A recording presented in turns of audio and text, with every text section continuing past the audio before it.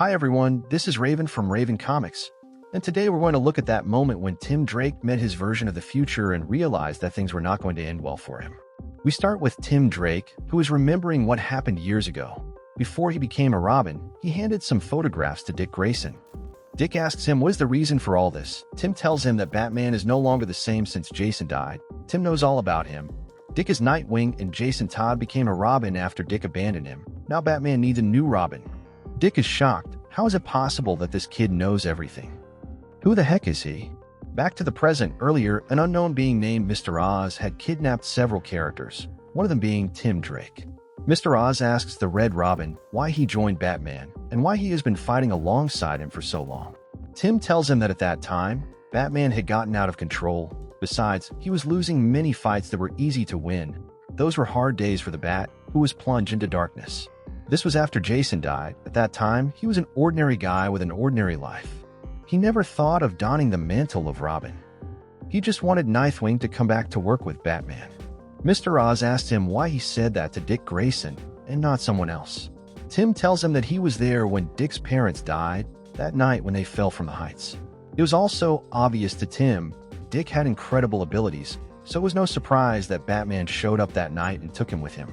6 months later, a Robin appeared for the first time.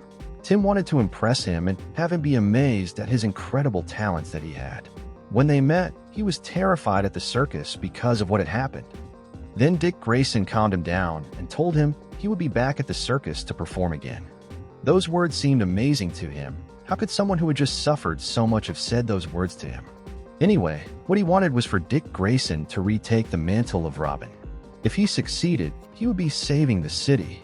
In the end, things didn't happen the way he wanted them to. Dick Grayson would help the Bat, but as Nightwing, Tim knew that wasn't what Batman needed. So he decided to take up the mantle of Robin after all. Mr. Oz asks him why he felt the responsibility to save Batman by becoming a Robin. Why would a teenager do that? Tim tells him it's because he saw what could happen if he didn't save Batman. No one else was able to see that. Either Tim would save him or no one would.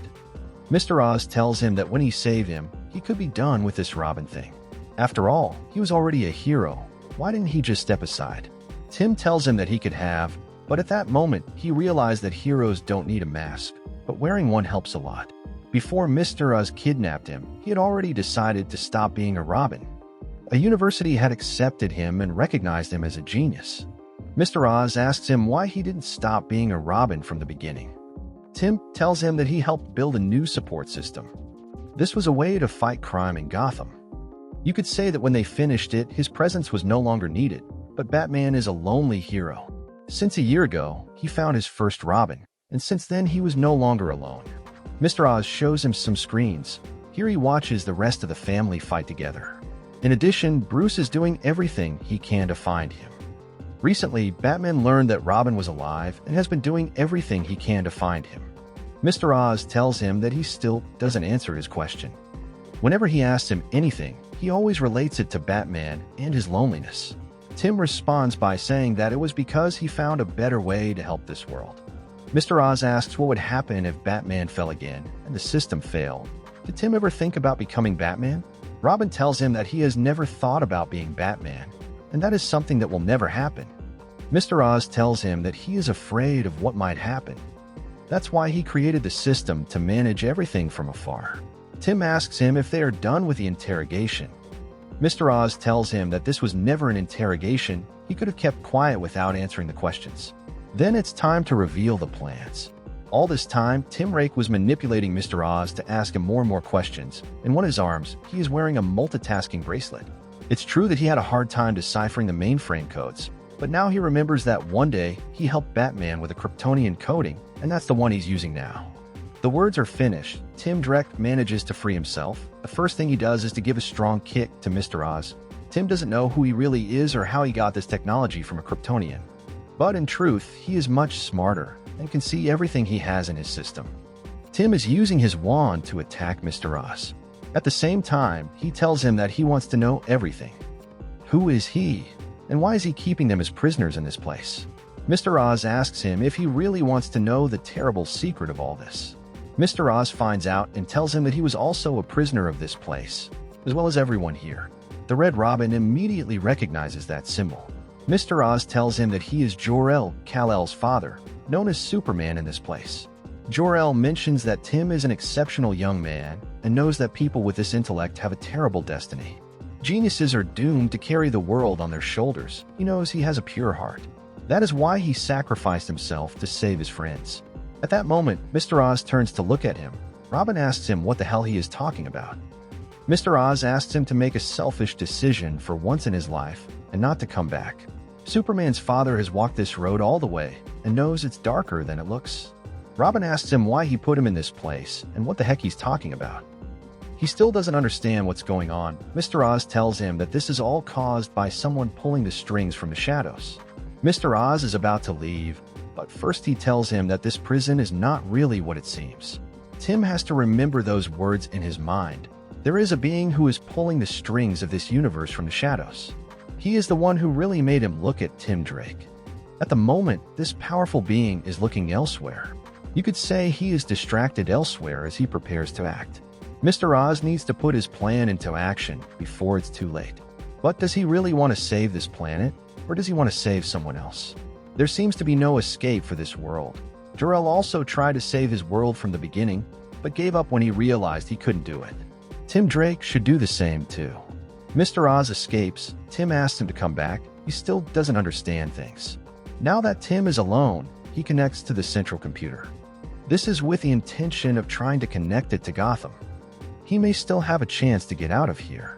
Tim manages to connect and sends a signal. This is the Red Robin, and he finds himself kidnapped in an unknown location.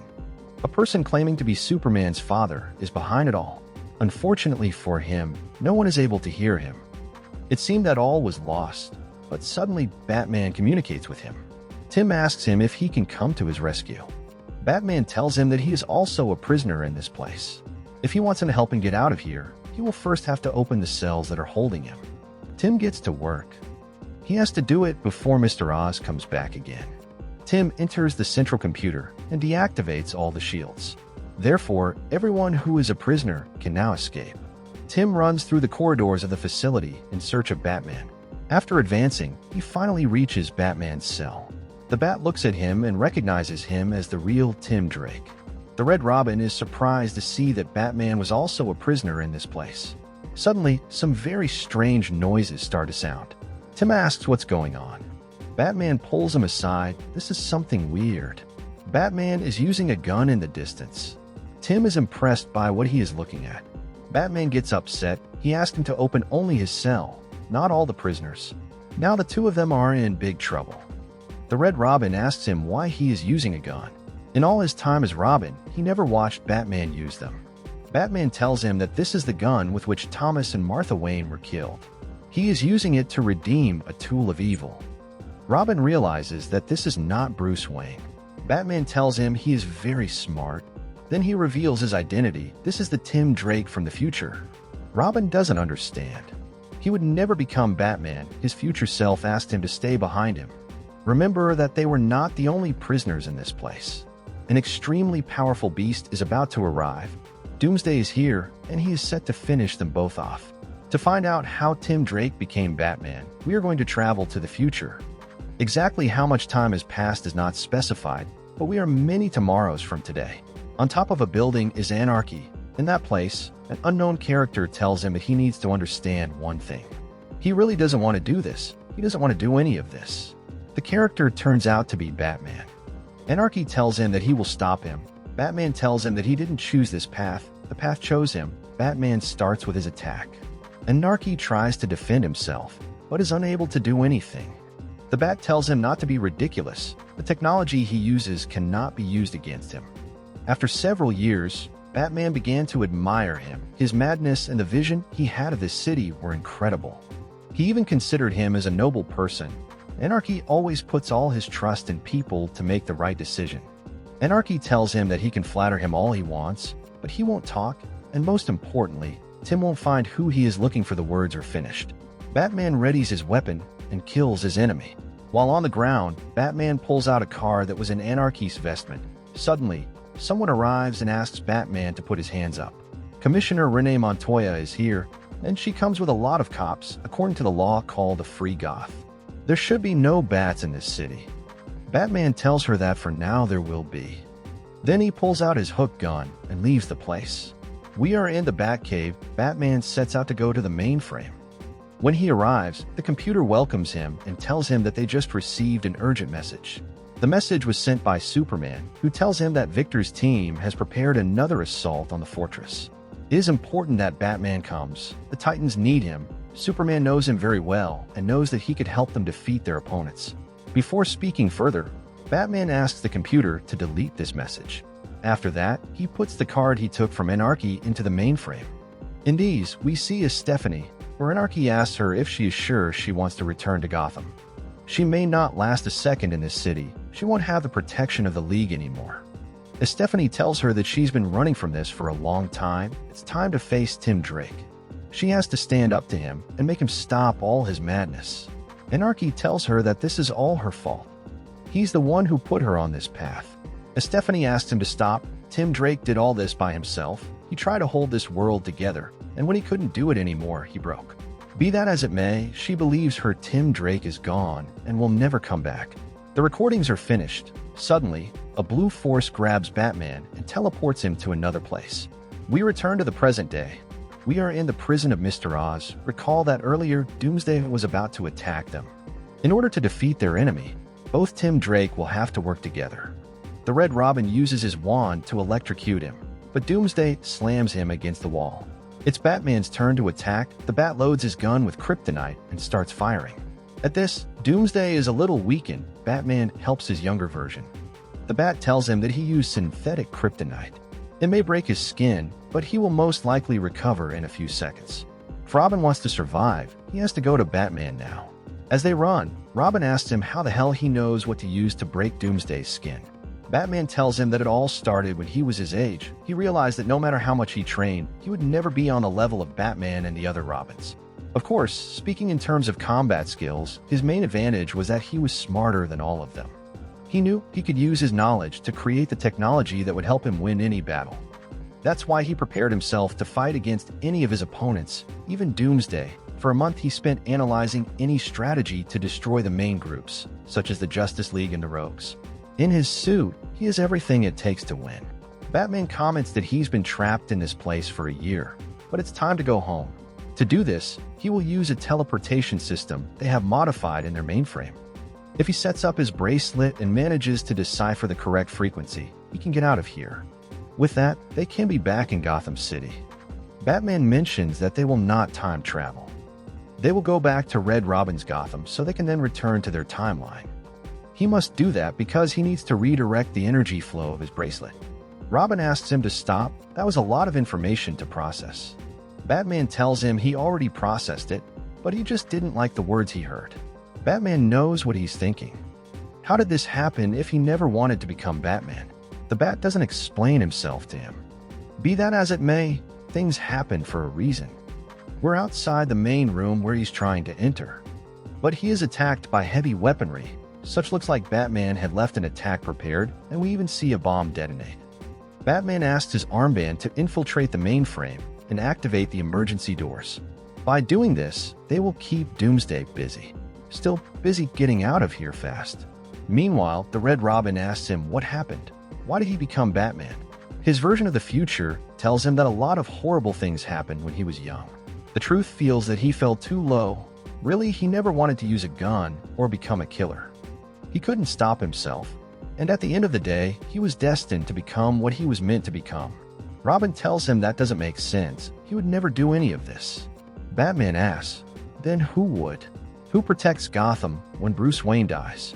In the beginning, Dick Grayson was the one who took up the mantle, just as he had before. But he's not like Bruce. He wanted to have a normal life with a family. Tim didn't want to be Batman, so he went in search of Jason. Jason's story is always a tragedy. Tim spent a year looking for him. He tracked down every rumor of Red Hood. The search ended in the Himalayas. Jason faced off against 100 mystical assassins. Red Hood did better than anyone expected. Unfortunately for Jason, he lost an eye and one of his legs. Worst of all, he had lost the will to live. While Tim was looking for Jason, Damian almost set the city on fire. Tim asks him what happened to Damian. Batman tells him that's what he always does. Batman did what was necessary. With no other choice, Tim Drake killed Damian. Robin is shocked and tells him he's a monster. His future self tells him that Gotham needed Batman more than ever. He simply did what he had to do. After a year of training, he realized what the city needed, and that was to restore the order that existed while Bruce was alive. At the end of the day, there was no one left to do that. Robin asks what happened to Batwoman. Batman tells him that she wasn't who he thought she was. Tim figures out what happened. The Red Robin can't believe all the acts of this Batman. Everything he does goes against the Bat's protocols. Besides, that's supposed to be why he invented the bell tower protection system. If Batman wasn't around, the system would take care of everything. Batman tells him that the system didn't operate without him. Remember that before he was kidnapped, he was about to leave his mantle and travel to college. Robin refuses to accept all this. He then tries to attack Batman, but Batman gives him a little push. Batman tried to travel back in time many times in order to stop all this. Despite his efforts, he knew that several points in the timeline were fixed. That is, no matter what he wanted to change, some time choices were created for Tim, and the same thing would always happen. Suddenly, the conversation is interrupted by Doomsday. Robin pulls some small bombs from his belt, which serve to stop Doomsday long enough to set his plan in motion. A hologram of Superman has just appeared in front of this, and Doomsday tries to attack him. Batman didn't expect his younger version to do this. Robin tells him it's because they are not the same person. Superman's hologram makes Doomsday chase him to one of the cells of Mr. Oz. This is taken advantage of by Batman, who closes the cell. It's time to escape. Batman asks him to take his hand. Robin doesn't want to. But if he wants to get out of here, it is necessary to trust this Batman. It is the only option. He has to be able to return home. Batman activates some commands, and we see him appear in another place. Robin asks if this is really Gotham. Batman tells him it should be. Robin thanks him and asks to go back to his own time. Batman tells him he will, but first he has some business to take care of on this line. Also, there is something Tim Drake in this line has to do. Robin has to go to Connor and apologize to him. It's important to heal that wound before it can't heal. At this time, he is friends, but in the future, he will count on no one. Robin doesn't understand what he's talking about. Besides, who the hell is Connor? Batman doesn't tell him anything anymore. He just asks his armband to give him all the information he can from this line. A lot of things are the same, but some things have changed. Robin asks him where he's going, plus what the heck he's been talking about. Batman tells him nothing and uses a batarang to slash him in the arm. Batman takes off his pads and realizes he has that wound. So he means that whatever he does during this time is going to affect him too. Finally, after so long, Batman can be free. This causes him great joy, and we even see him cry. But what will happen to the Red Robin? Batman paralyzes him and apologizes for what he just did. Somehow, time is no longer set. Previously, some acts of the past could not be altered, but that seems to have changed. He can release his younger version, causing the future to change. The first thing he has to do is to go to the person responsible for all this. The one responsible for the fall of the Batman has to die. Batman needs to kill Batwoman. Thank you very much for watching this video. Don't forget to comment, like, and subscribe for more content like this. I'm TJ Prime, and see you in the next video.